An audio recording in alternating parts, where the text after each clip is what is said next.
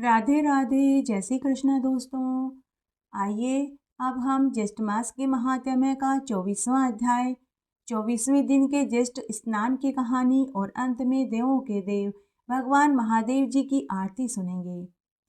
आइए सबसे पहले हम ज्येष्ठ मास का 24वां अध्याय सुनते हैं। सभी ऋषि मुनि स्कंद मुनि जी से पूछने लगे कि हे स्कंद मुनि जी, फिर सावित्री ने खुद के अनुरूप वर ढूंढा या नहीं? अगर ढूंढा तो वह कौन था? फिर उनका विवाह कैसे हुआ? यह सारा वृतांत हम आपके मुखारबिंद से सुनना चाहते हैं। तब स्कंद मुनि बोले कि हे ऋषि मुनियों, कन्या सावित्री सभी तीर्थों, आश्रमों, साधु सन्यासियों के दर्शन करके उनसे आशीर्वाद लेकर वापस महल में आ गई। इधर राजा अशुपति अपनी पुत्री का इंतजार कर रहे थे कि तभी नारद मुनि पृथ्वी लोक का भ्रमण करते करते राजा अशुपति से मिलने उनके महल में आए। उसी समय राजकन्या सावित्री भी समस्त तीर्थों, आश्रमों में भ्रमण करके अपने मंत्रियों के साथ महल में लौट आई। तब सावित्री ने नारद मुनि व अपने पिता को प्रणाम किया। तब नारद मुनि राजा से बोले कि हे राजन, तेरी यह कन्या अभी कहाँ गई थी और यह कहाँ से आई है, और अब तक तूने इसका विवाह क्यों नहीं किया? तब राजा अशुपति बोले कि हे देवऋषि नारद जी, मैंने इसको इसी काम के लिए भेजा था। यह वही कार्य पूरा करके आई है। आप इसी के मुख से सुन लीजिए। इसने जिस राजकुमार को पति के रूप में वरा है, यह खुद अपने मुख से बताएगी। तब राजा अशुपति ने अपनी बेटी से कहा कि हे पुत्री, तुम्हारे मन में क्या चल रहा है? तुमने किसको पति के रूप में वरण किया है, वह विस्तार से कहो। तब सावित्री बोली कि हे पितामह, शाल्व देश में धुमत्सेन नाम का एक क्षत्रिय राजा है। वे देव योग से अंधे हैं, उनकी रानी भी अंधी है। उनके राज्य को उनके एक शत्रु मंत्री ने हड़प लिया। उनका एक बुद्धिमान, सत्यवक्ता, जितेंद्रिय, तेजस्वी पुत्र है जिसका नाम सत्यवान है। मैंने उस सत्यवान को ही पति के रूप में वरण किया है। वे अभी वन में रहकर कंदमूल फल खाकर अपना समय गुजार रहे हैं। तब नारद मुनि बोले कि हे राजन, वह बालक सदैव सत्य बोलता था, इसीलिए उसके माता पिता ने उसका नाम सत्यवान रखा है। उस बालक को अश्व बहुत अधिक प्रिय है। वह मिट्टी के घोड़े बनाता था, इसलिए उसका दूसरा नाम चित्राश्व भी है। तब अशुपति राजा नारद से पूछने लगे कि हे देव ऋषि नारद जी, वह राजकुमार सत्यवान, तेजस्वी, शूरवीर, बुद्धिमान है या नहीं? तब नारद मुनि बोले कि हे राजन, वह सत्यवान, सूर्य के समान तेजस्वी, इंद्र के समान शूरवीर, पृथ्वी के समान क्षमाशील है। वह सत्यवान, राजपुत्र, वीर्यवान, रसवान, उदार और प्रिय दर्शन है। वह दान में इस समय रंती देव के समान, उशीर पुत्र, शिवी के समान सत्यवादी है। वह धुमसेन, ययाति के समान उदार, चंद्रमा के समान प्रिय दर्शन, सुंदरता में अश्वनी कुमार के समान है। वह धैर्यवान, क्षमावान, दयावान, तपस्वी, तेजस्वी राजकुमार है। तब अशुपति राजा बोले कि हे नारद जी, आपने उस सत्यवान के सभी गुण बता दिए, अगर उसमें कोई अवगुण हो तो वो भी बताइए। तब नारद मुनि बोले कि हे राजन, उसके सब गुणों को दबा देने वाला एक ही दोष है कि वह अल्प आयु है। इसके अतिरिक्त उसमें कोई दोष नहीं है। वह सत्यवान 1 साल बाद मृत्यु को प्राप्त हो जाएगा। तब राजा अशुपति अपनी बेटी से बोले कि हे पुत्री, उस सत्यवान में सभी गुणों को दबा देने वाला एक ही दोष है कि वह अल्प आयु है। वह 1 बरस के बाद ही मृत्यु को प्राप्त हो जाएगा। इसलिए हे पुत्री, तुम वापस मंत्रियों को साथ लेकर दूसरा वर ढूंढने जाओ। तब सावित्री अपने पिता से बोली कि हे पिताजी, राजा पंडित एक बार ही बोलते हैं तथा कन्या भी एक बार ही अपना पति चुनती है। ये तीनों कार्य एक बार ही किए जाते हैं, चाहे सत्यवान अल्प आयु हो या दीर्घायु हो, सगुण हो या अवगुण हो। मैंने उसे अपने पति के रूप में स्वीकार कर लिया है। अब मैं दोबारा किसी और को पति के रूप में वरण नहीं करूंगी। अगर मेरा विवाह होगा तो सत्यवान के साथ ही होगा, अन्यथा मैं आजीवन कुंवारी रहूंगी।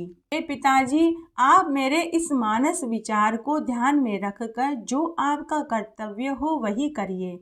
तब नारद मुनि राजा से बोले कि हे राजन, सत्यवान के संबंध में सावित्री का विचार स्थिर है। हे राजन, इसने अपने मन से उस सत्यवान को पति रूप में वरण कर लिया है, इसलिए तुम्हें इसका विवाह उसी के साथ कर देना चाहिए। जिसकी बुद्धि निश्चित रूप से दूसरे पुरुष में नहीं जाती, उसको किसी भी प्रकार से धर्म और नीति से अलग नहीं कर सकते। इसलिए सावित्री के लिए सत्यवान श्रेष्ठ वर साबित होगा। तब राजा अश्वपति बोले कि हे देव ऋषि, आप ही मेरे गुरु हैं। गुरु के वचन कभी असत्य नहीं हो सकते। मैं आपके कथनानुसार ही कार्य करूँगा। तब नारद मुनि ने सावित्री से कहा कि हे पुत्री, तुम सावित्री के वरदान से उत्पन्न हुई हो, इसलिए तुम वट वृक्ष का पूजन और व्रत करो। मैं तुम्हें इस व्रत की पूरी पूजन विधि बताता हूँ। तब नारद मुनि ने सावित्री को वट वृक्ष की पूजन विधि व अमावस्या व्रत का पूरा विधान बताया और राजा अश्वपति से बोले कि हे राजन, सावित्री व सत्यवान के विवाह में कोई बाधा उपस्थित नहीं होगी, ऐसा मेरा आशीर्वाद है। और फिर नारद मुनि नारायण नारायण करते हुए स्वर्गलोक को चले गए। तब राजा अश्वपति अपनी कन्या के वैवाहिक कार्य को संपन्न करने में लग गए। बोलिए विष्णु भगवान की जय।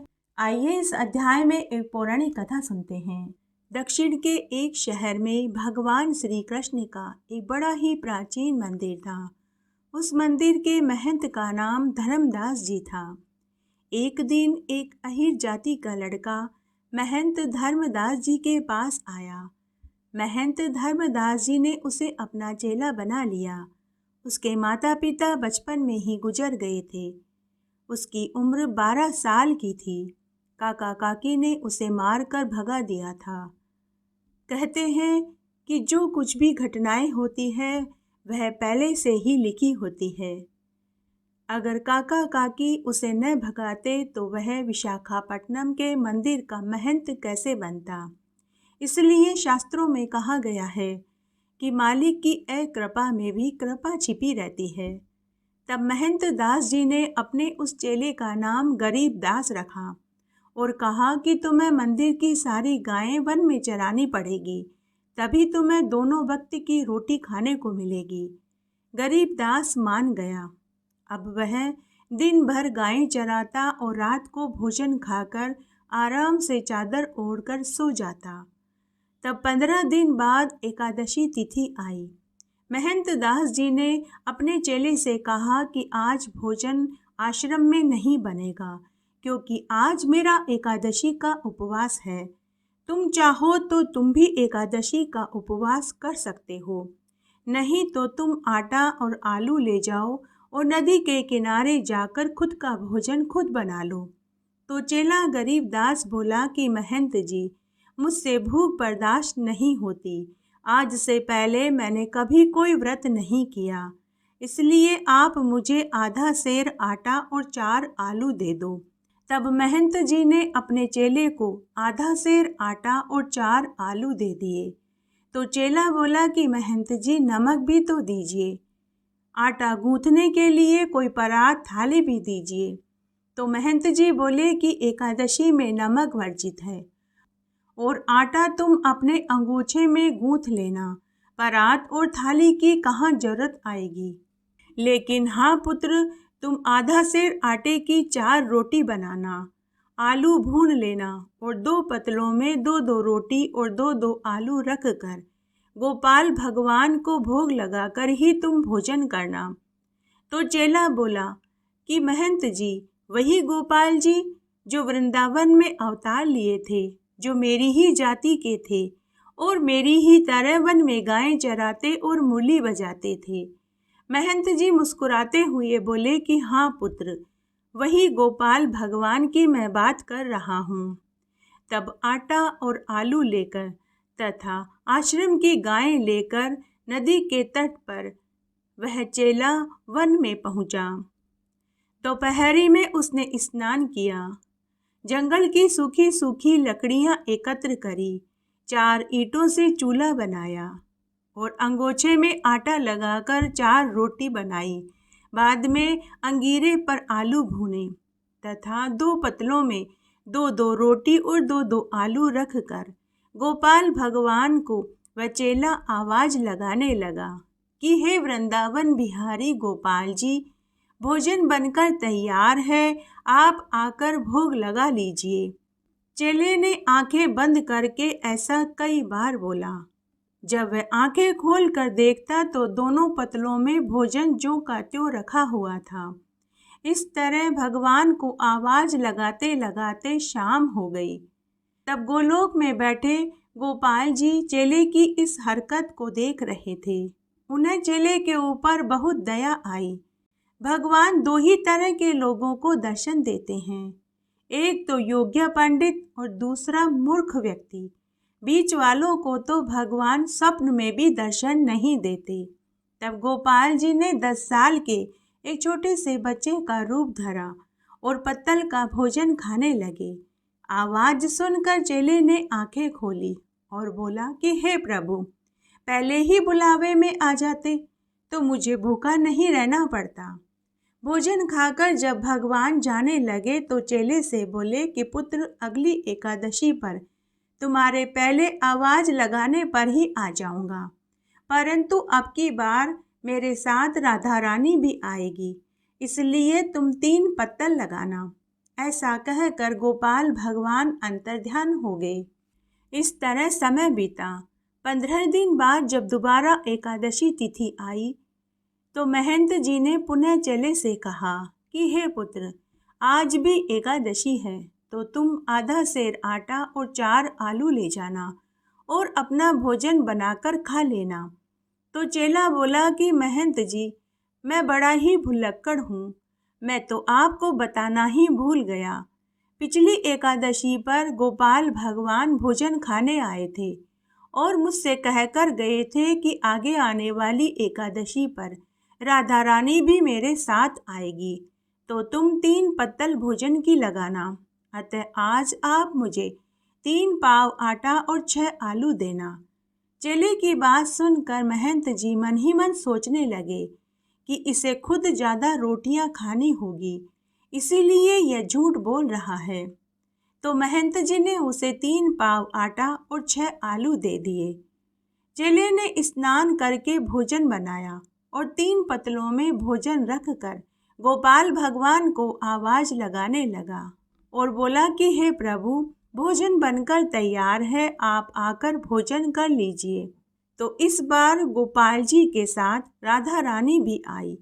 भोजन खाकर जब भगवान जाने लगे तो चेले से बोले कि हे पुत्र, अगली एकादशी पर मेरे साथ रुक्मण और सत्यभामा जी भी आएगी, तो तुम 5 पत्तल भोजन की लगाना। चेला मन ही मन सोचने लगा कि भगवान तो अपने साथ सबको लाने लगे। इस तरह समय बीता। 15 दिन बाद फिर से एकादशी तिथि आई। महंत जी ने चेले को आटा व आलू दिया तो चेला फिर से बोला कि देखिए गुरुजी, आज गोपाल जी के साथ राधा रुक्मण और सत्यभामा जी भी आएगी, तो आप मुझे ज़्यादा आटा और ज़्यादा आलू देना। महंत जी फिर से सोचने लगे कि या तो यह झूठ बोल रहा है या फिर इसे खुद ज़्यादा रोटियां खानी होगी। तब महंत जी ने उसे ज़्यादा आटा और ज़्यादा आलू दे दिए। चेला वन में गया, नदी में स्नान किया, चूल्हा जलाकर के बाटियां बनाई, आलू भुने और 5 पत्तलों में भोजन परोसकर भगवान को भोग खाने के लिए आवाज लगाने लगा। तभी भगवान रथ में बैठकर आए। भगवान सहित राधा रुक्मण और सत्यभामा जी भी भोजन खाने आए।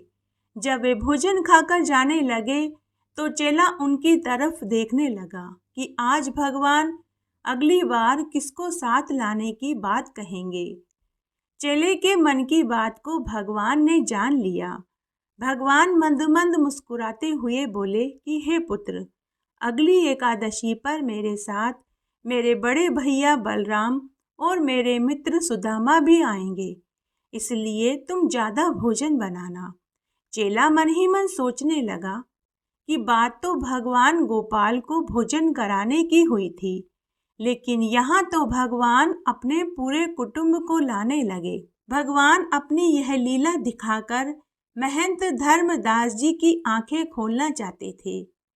उस शाम को महंत धर्मदास जी ने अपने चेले को ताने देते हुए कहा कि हे पुत्र, आज तुमने भरपेट भोजन खाया था या नहीं, या फिर तुम आज भी भूखे रह गए। तो चेला बोला कि महंत जी, क्या सारा भोजन मैं ही खाता हूँ? क्या भगवान के भोग में भोजन नहीं लगता? भगवान कभी 2 जनों को साथ लेकर आते हैं तो कभी 5 जनों को साथ लेकर आते हैं। अब की बार भगवान कहकर गए हैं कि वे अगली एकादशी पर बलराम और सुदामा जी को भी साथ लाएंगे। मैं तो प्रत्येक एकादशी पर आधा पेट ही भोजन खाता हूँ। चेले की बात सुनकर महंत जी को बड़ा आश्चर्य हुआ। महंत जी सोचने लगे कि यह चेला सच में झूठ बोल रहा है। लगता है यह आटा और आलू बेचकर पैसे बना रहा है। अब की एकादशी पर मुझे इसकी निगरानी करनी ही पड़ेगी। इस तरह समय बीता। 15 दिन बाद जब पुनः एकादशी तिथि आई तो चेले के मांगने से पहले ही महंत धर्मदास जी ने चेले को ज्यादा आटा और ज्यादा आलू दे दिए। जब चेला जाने लगा तो महंत जी भी चुपचाप उसके पीछे पीछे चलने लगे और एक बड़े पेड़ के पीछे छिपकर देखने लगे। चेले ने हमेशा की तरह नदी में स्नान किया, सूखी सूखी लकड़ियां एकत्र करके चूल्हा जलाया, भोजन बनाकर के आलू भूने और फिर भगवान को भोजन खाने के लिए आवाज लगाने लगा कि हे गोपाल जी, भगवान भोजन बनकर तैयार है, आप आकर भोजन खा लीजिए। कि तभी आकाश से रिमझिम करता हुआ देव विमान आया।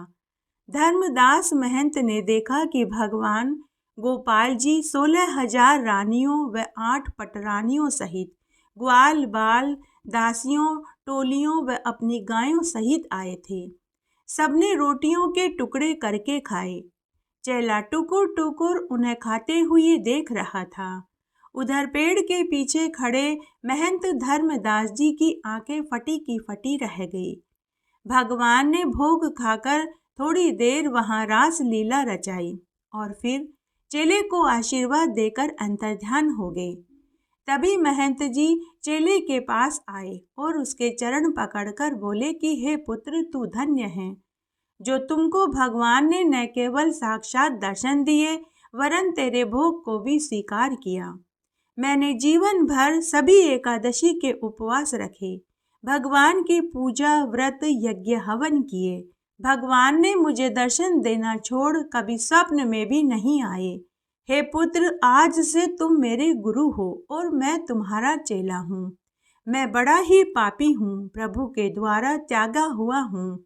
आज से आप मंदिर के महंत हैं और मैं मंदिर की गायें चराया करूँगा। चेले ने महंत धर्मदास जी को बहुत मना किया, लेकिन महंत धर्मदास जी ने दूसरे दिन चेले को उस मंदिर का महंत बना दिया और खुद मंदिर की गायें चराने लगे। जब नगर के लोगों को इस बात का पता चला तो उनके हृदय में भगवान श्री कृष्ण के प्रति और भी अटूट श्रद्धा बढ़ गई। उस घटना के बाद लोग कहने लगे कि गुरु गुड़ ही रह गया और चेला चीनी बन गया। बोलिए विष्णु भगवान की जय। आइए गणेश जी की एक पौराणिक कथा का श्रवण करते हैं। एक बार एक नगर में एक मालिन रहती थी। उसके पति का बहुत पहले ही देवलोक गमन हो चुका था। तब उसका पुत्र 4 साल का था। उसकी सास बड़े ही कठोर हृदय की थी। वह अपनी बहू से घर का सारा कामकाज करवाती और सुबह की रोटी शाम को और शाम की रोटी सुबह खाने को देती।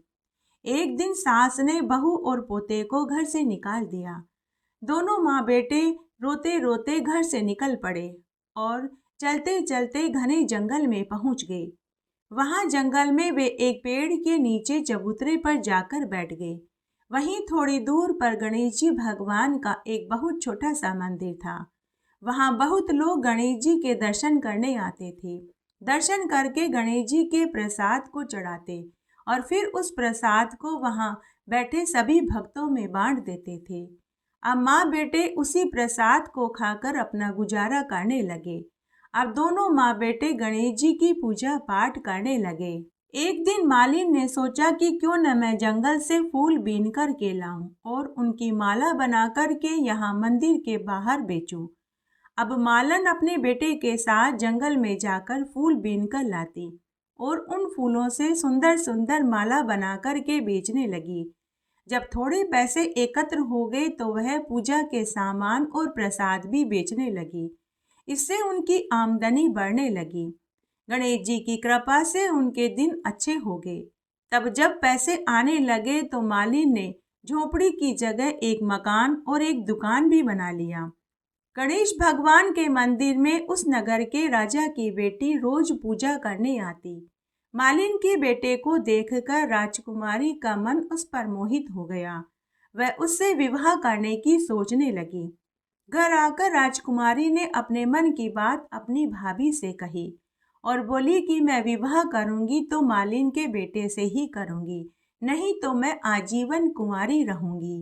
भाभी ने अपनी ननद को बहुत समझाया और बोली कि बाईसा, हम तो राजघराने से संबंध रखते हैं। अगर आपने मालिन के बेटे से विवाह करने की सोची तो आपके माता पिता की क्या इज्जत रह जाएगी। लेकिन राजकुमारी नहीं मानी। उसने अन्न जल का त्याग कर दिया। उसने कहा कि मैंने तो प्रतिज्ञा कर ली है कि विवाह करूंगी तो मालिन के बेटे से ही करूंगी। तब भाभी ने यह बात राजा रानी को बता दी। राजा रानी ने अपनी राजकुमारी को समझाने का खूब प्रयत्न करा, लेकिन वह नहीं मानी। तब राजा रानी को अपनी बेटी की जिद के आगे झुकना ही पड़ा। तब एक दिन उन्होंने धूमधाम से अपनी राजकुमारी बेटी का विवाह मालिन के बेटे से कर दिया और उन्हें खूब सारा दान दहेज देकर विदा कर दिया। जब बहू घर आई तो सबसे पहले मालिन अपने बेटा बहू को गणेश जी के मंदिर में ढोक दिलाने के लिए लेकर गई। वहां ले जाकर गणेश जी की पूजा पाठ करवाई और गणेश जी का आशीर्वाद दिलवाया। इसके बाद पूरी नगरी में यह बात फैल गई कि मालिन और मालिन का बेटा रोज गणेश जी की पूजा पाठ करते थे तो उनके सारे दुख दूर हो गए। मालिन के बेटे का विवाह राजकुमारी की बेटी से हो गया। यह बात सुनते ही नगर के सभी लोग मंदिर आने लगे। मालिन और उसके बेटे की अब दुकान पर और भी बिक्री बढ़ गई। उनके घर में अन्न धन के भंडार भर गए। उधर मालिन के सास के बुरे दिन आ गए। घर में जो धन था चोर चुरा कर के ले गए। अन्न का उससे बैर हो गया। माता लक्ष्मी उनके घर से रूठकर चली गई। अब उसके भूखे मरने की नौबत आ गई। तब एक दिन मालिन के साथ भूखी प्यासी इधर उधर भटकती भटकती गणेश जी के मंदिर में पहुंची। उस समय दुकान पर मालिन का बेटा ही बैठा था। तब वह बुढ़िया माई मालिन के बेटे से बोली कि मुझे बहुत भूख लगी है, क्या मुझे कोई काम मिल सकता है? तो मालिन के बेटे ने कहा कि बुढ़िया माई, तुम्हें भोजन भी मिलेगा, रहने को मकान भी मिलेगा, लेकिन तुम्हें झाड़ू पोछा बर्तन का काम करना पड़ेगा। तो मालिन की सास मान गई। मालिन का बेटा अपनी दादी को नहीं पहचान पाया, क्योंकि जब वह अपने दादी के घर से निकला था तब वह बहुत छोटा था। जब मालिन गणेश भगवान की पूजा पाठ करके घर आई तो उसने अपनी सास को झाड़ू पोछा करते और बर्तन मांजते हुए देखा। तो वह अपनी सास से बोली कि सासू जी, आप यहाँ कैसे? सास ने पोते की तरफ इशारा करते हुए कहा कि इस सेठ ने मुझे यहाँ काम पर लगाया है। बहू बोली कि यह सेठ नहीं, यह आपका पोता है और यह घर भी आपका है, यह दुकान भी आपकी है। आपने तो हमें घर से निकाल दिया था, लेकिन गणेश भगवान ने हमारी रक्षा करी। बहू की बात सुनकर सास अपनी बहू से अपनी गलती की माफी मांगने लगी और बोली कि बहू, मुझे मेरी करनी का फल मिल चुका है। तब मालन अपनी सास से बोली कि सासू माँ, आप यहाँ सुख से रहो और पोते की बहू का सुख भोगो। हे गणेश जी भगवान, जैसा सुख आपने मालिन को दिया वैसा सबको देना। कहानी कहने वाले को, सुनने वाले को और हुक्कारा भरने वाले को। लप्सी और तपसी की कहानी। सभी कथा कहानियों के साथ में लप्सी और तपसी की कथा नहीं सुनी जाती है तो व्रत का पूरा फल प्राप्त नहीं होता। आइए लप्सी और तपसी की कथा का श्रवण करते हैं। एक बार एक लप्सी और एक तपसी था। दोनों गहरे मित्र थे।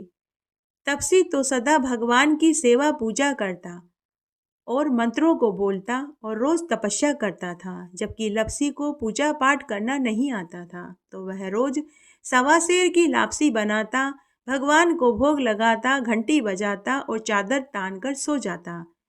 तब एक दिन दोनों दोस्तों में इस बात की लड़ाई छिड़ गई कि कौन भगवान का सच्चा भक्त है। तपसी ने कहा कि मैं भगवान का सच्चा भक्त हूँ, तो लप्सी कहने लगा कि नहीं, भगवान का सबसे बड़ा भक्त तो मैं हूँ। तब तपसी बोला कि तुम भगवान के सबसे बड़े भक्त कैसे हो सकते हो? न तो तुम्हें मंत्रों का जाप करना आता है, नहीं तुम्हें पूजा करनी आती है। मैं भगवान की रोज तपस्या करता हूँ, घंटों बैठकर भगवान के भजन गाता हूँ, घंटों बैठकर भगवान के मंत्रों का जाप करता हूँ, इसलिए भगवान का सच्चा भक्त तो मैं ही हूँ। तुम क्या करते हो? तुम तो सवा सेर की लापसी बनाकर भगवान को भोग लगाते हो और खुद जीव लेते हो और चादर तान कर सो जाते हो। इस तरह दोनों में लड़ाई छिड़ गई। उसी समय नारद मुनि मृत्युलोक का भ्रमण करते करते वहां पहुंचे। उन्होंने तपसी और लप्सी को आपस में लड़ते हुए देखा, तो उन्होंने उनसे उनके लड़ने का कारण पूछा। तब दोनों ने नारद मुनि को प्रणाम किया और अपनी अपनी समस्या बताई। दोनों ने कहा कि हे देवऋषि नारद जी, अब आप ही बताइए कि हम दोनों में से कौन भगवान का सच्चा भक्त है। लप्सी और तपसी की बात सुनकर नारद मुनि कुछ देर सोच में पड़ गए। फिर उन्होंने कहा कि मैं तुम दोनों की लड़ाई का फैसला कल करूंगा। लप्सी और तपसी को नारद मुनि के ऊपर पूरा विश्वास था कि नारद मुनि जो फैसला करेंगे वह सत्य ही करेंगे। इस तरह लप्सी और तपसी अपने अपने घर चले गए। दूसरे दिन जब तपसी सुबह सुबह नदी पर स्नान करने के लिए जाने लगा, तो नारद मुनि ने उसके रास्ते में 1.25 करोड़ की अंगूठी गिरा दी। अंगूठी देखकर तपसी के मन में लालच आ गया। उसने अंगूठी उठाई और मन ही मन सोचने लगा कि यह अंगूठी तो बड़ी कीमती लग रही है। अगर मैं इस अंगूठी को बेच दूंगा तो मुझे बहुत सा धन मिलेगा और उस धन से मैं खूब बड़े बड़े यज्ञ हवन करूंगा, भगवान के मंदिर बनवाऊंगा और भंडारा करूंगा और फिर मैं अपने आप को भगवान का सबसे बड़ा भक्त सिद्ध कर दूंगा। बस इसी लालच के कारण उसने अंगूठी उठाकर अपने पास रख ली और फिर नहा धोकर तपस्या करने बैठा तो अंगूठी को अपने पैर के नीचे दबा लिया। उधर लप्सी ने रोज की तरह 1.25 सेर की लापसी बनाई और वह भगवान को भोग लगाने के लिए मंदिर जाने लगा। तब नारद मुनि ने लप्सी के सामने भी 1.25 करोड़ की अंगूठी गिरा दी। जब लप्सी ने अंगूठी देखी तो वह मन ही मन सोचने लगा कि जिसकी भी यह अंगूठी होगी उस बेचारे को तो बहुत दुख हो रहा होगा। उसने वह अंगूठी उठा ली, यह सोचकर कि भगवान के मंदिर में भगवान के चरणों में रख दूंगा। जिसकी भी अंगूठी होगी वह मंदिर में भगवान से प्रार्थना करने तो जरूर जाएगा और जब उसे वहां खुद की अंगूठी मिलेगी तो वह अंगूठी पाकर खुश हो जाएगा। ऐसा सोचकर लप्सी ने अंगूठी उठा ली। अंगूठी लेकर वह मंदिर में आया और फिर उसने उस अंगूठी को भगवान के चरणों में रख दिया। उसके बाद उसने भगवान को भोग लगाया। वहां खड़े सभी लोगों को भोग का प्रसाद बांट दिया और बचा हुआ भोग उसने खुद खा लिया और चादर ओढ़कर सो गया। उसके बाद शाम को लप्सी और तपसी पुनः मिले। तभी नारद मुनि वहां आ गए। नारद मुनि को आया हुआ देखकर लप्सी और तपसी उनके पास गए और उन्हें प्रणाम करके पूछने लगे कि हे देवऋषि नारद जी, अब आप बताइए हम दोनों में से कौन सबसे बड़ा भगवान का सच्चा भक्त है। तब नारद मुनि बोले कि तुम दोनों में से लप्सी भगवान का सबसे बड़ा भक्त है। यह सुनकर तपसी नारद मुनि से बोला कि हे देवऋषि नारद जी, आपने किस आधार पर लप्सी को भगवान का सबसे बड़ा भक्त कहा है, जबकि इसे तो कोई पूजा पाठ करनी भी नहीं आती, नहीं इसे मंत्रों का जाप करना आता है, केवल 1.25 सेर की लापसी बनाकर भगवान को भोग लगाता है और बाद में खुद जीम लेता है। तब नारद मुनि बोले कि सुबह मैंने तुम दोनों के रास्ते में 1.25 करोड़ की अंगूठी गिराई थी। तब हे तपसी, अंगूठी को देखकर तेरे मन में लालच आ गया था। तूने वह अंगूठी उठाकर अपने पास रख ली, जबकि इस लपसी ने अंगूठी उठाकर भगवान के मंदिर में भगवान के चरणों के पास रख दी, यह सोचकर कि जिसकी भी अंगूठी होगी वह भगवान की पूजा करने तो जरूर जाएगा, तो उसे वहां उसकी अंगूठी मिल जाएगी। नारद मुनि की बात सुनकर तपसी को बहुत दुख हुआ। वह अपनी भूल पर पछतावा करने लगा। तब वह नारद मुनि के चरणों में गिर पड़ा और रोने लगा और कहने लगा कि हे देव ऋषि नारद जी, मुझ पर कृपा करिए। मुझे अपनी गलती का एहसास हो चुका है। अब आप मुझे बताइए, मुझे मेरी तपस्या का फल कैसे मिलेगा। नारद मुनि को तपसी के ऊपर दया आ गई। नारद मुनि बोले कि जो कोई भी सभी व्रतों में सभी कथा कहानियों को सुनने के बाद लपसी और तपसी की कथा नहीं सुनेंगे तो उनके व्रत का फल तुझे मिलेगा। ब्राह्मण जिमा कर के दक्षिणा नहीं दी तो फल तुझे मिलेगा। बहन बेटियों को साड़ी देकर ब्लाउज नहीं दिया तो फल तुझे मिलेगा। जो कोई भी अपने घर में गाय और कुत्ते की रोटी नहीं निकालेंगे तो उनकी पूजा पाठ का सारा फल तुझे मिलेगा। दीपक से दीपक जलाया तो फल तुझे मिलेगा। महिलाएं अगर सीधे हाथ की तरफ नाड़ा बांधेंगी तो फल तुझे मिलेगा। मकान बनाकर के थली नहीं बनाई तो फल तुझे मिलेगा। कार्तिक मास, वैशाख मास, पुरुषोत्तम मास, माघ मास और सभी एकादशी और चतुर्थी व्रत में सभी कथा कहानियों के साथ में लपसी और तपसी की कहानी नहीं सुनेंगे तो उनके व्रतों का फल तुझे मिलेगा। देवों के देव भगवान महादेव जी की आरती सुनते हैं। ओम जय शिव ओंकारा, स्वामी हर शिव ओंकारा, ब्रह्मा विष्णु सदा शिव, बोले भोलेनाथ सदा शिव, अर्धांगी धारा, ओम हर हर हर महादेव, एकानन चतुरानन, पंचानन राजे, शिव पंचानन राजे, हंसासन गरुड़ासन, वृषवाहन साजे, ओम हर हर हर महादेव। 2 भुज 4 चतुर्भुज, 10 भुज अति सोहे, शिव 10 भुज अति सोवे, तीनों रूप निरखता, त्रिभुवन जन मोहे, ओम हर हर हर महादेव।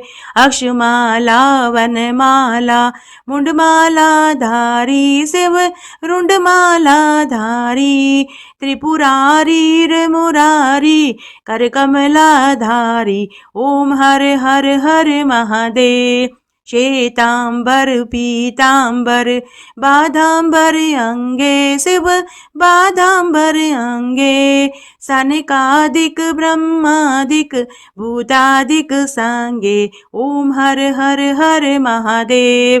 कर के मध्य कमंडल, चक्र त्रिशूल धरता, शिव चक्र त्रिशूल धरता, सुख करता दुख हरता, जग पालन करता, ओम हर हर हर महादेव। लक्ष्मी वर सावित्री, पार्वती संगे, शिव पार्वती संगे, अर्धांगी गायत्री, सिर सोहे गंगे, ओम हर हर हर महादेव। काशी में विश्वनाथ विराजे, नंदो ब्रह्मचारी, शिव नंदो ब्रह्मचारी, नितुट दर्शन पाऊं, नितुट भोग लगाऊं, महिमा अति भारी, ओम हर हर हर महादेव। ब्रह्मा विष्णु सदा शिव, जानत अविवेका, शिव जानत अविवेका, प्रणवाक्षर के मध्य ये तीनों एका, ओम हर हर हर महादेव। त्रिगुण स्वामी जी की आरती जो कोई जन गावे, शिव जो कोई जन गावे, कहत शिवानंद स्वामी मन वांछित फल पावे, ओम हर हर हर महादेव। ओम जय शिव ओंकारा, स्वामी हर शिव ओंकारा, शिव पार्वती का प्यारा, शिव ओढ़त मृग छाला, शिव बरसत जलधारा, शिव पीवत भंग प्याला, शिव पहनत मुंड माला। बोले भोलेनाथ सदा शिव, काशी विश्वनाथ सदा शिव, पार्वती का प्यारा, ओम हर हर हर महादेव। जय हो महादेव, पार्वती, गणेश, कार्तिकेय, नंदकेसर की जय। इस तरह आज हमने ज्येष्ठ मास का यह अध्याय सुना। आशा करती हूँ आपको इस अध्याय को सुनने का पूरा फल प्राप्त होगा। मेरे साथ बने रहने के लिए आपका धन्यवाद। आगे आने वाली कथा कहानी के लिए भी आप इसी तरह मेरे साथ बने रहना। धन्यवाद।